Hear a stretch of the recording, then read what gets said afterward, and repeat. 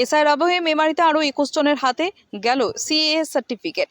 CAA হলো আফগানিস্তান, বাংলাদেশ এবং পাকিস্তান থেকে আসা ধর্মীয় সংখ্যালঘুরা যারা ওই সমস্ত দেশে নির্যাতিত সেই সমস্ত উদ্বাস্তুদের জন্য ভারতীয় নাগরিকত্বের একটি ত্বরান্বিত পথ প্রদান করে নাগরিকত্ব আইন। এসআইআর অনেকের নাম বাদ গিয়েছে বাংলাদেশ থেকে আগত তাদের নাগরিকত্ব পেতে যাতে অসুবিধা না হয় তার জন্য সিএএ ব্যবস্থা। এদিন পূর্ব বর্ধমানের মেমারি থানার অন্তর্গত পারিজাত নগর এলাকার 21 জনের হাতে সিএএ সার্টিফিকেট তুলে দেওয়া হলো। এদিন স্থানীয় পঞ্চায়েত সদস্য হরিদাস মণ্ডল বলেন, উদ্বাস্তু হিন্দুদের কোনো চিন্তা নেই, সিএএ এর মাধ্যমে তারা নাগরিকত্ব পাবেন। যারা এই সার্টিফিকেট পেলেন সকলেই খুশি হয়েছেন। মৃত্যুঞ্জয় যশের রিপোর্ট, MBS নিউজ। আমার নাম প্রদীপ কুমার রায়। কি হয়েছে আজকে এখানে?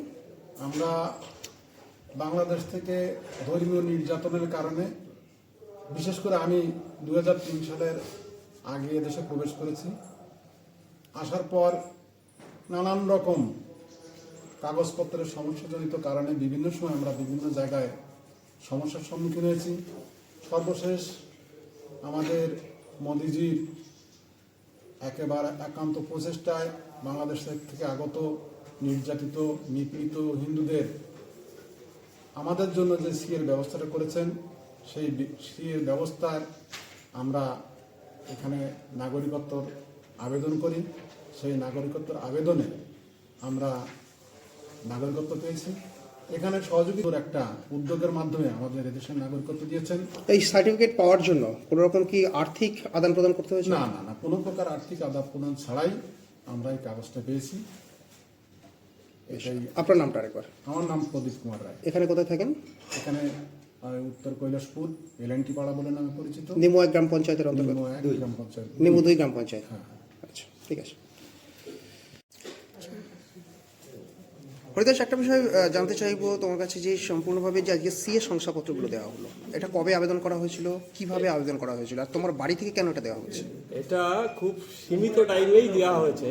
এটা হয়তো বেশি জোর হলে 2 মাসের মতন হবে হয়তো আবেদন এরা করেছে।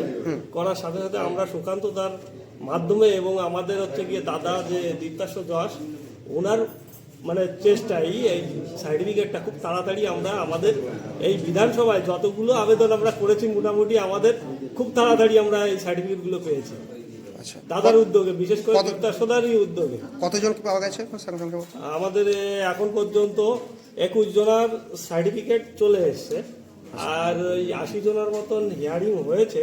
হিয়ারিং আরও প্রায় আমাদের তো অফিস থেকে 500-র উপরে অ্যাপ্লিকেশন করা হয়েছে, কিন্তু হিয়ারিংয়ে ডাকছে কম ওই কারণের জন্যই আমাদের সার্টিফিকেটটা। হিয়ারিং কোথায় হচ্ছে? হিয়ারিংটা হচ্ছে বর্ধমান। আচ্ছা, সিনিয়র যে পোস্ট অফিসটা আছে ওই পোস্ট। আচ্ছা, একটা বিষয় আপনারা বলছেন এই শংসাপত্র এসআইআর এর হিয়ারিং এ গ্রহণযোগ্য। বেশ, আপনার নাম পরিচয়টা একবার? আমি হরিদাস মণ্ডল, আমি নিমো 1-এর একজন সদস্য, 26 নম্বর সংসদে। বেশ।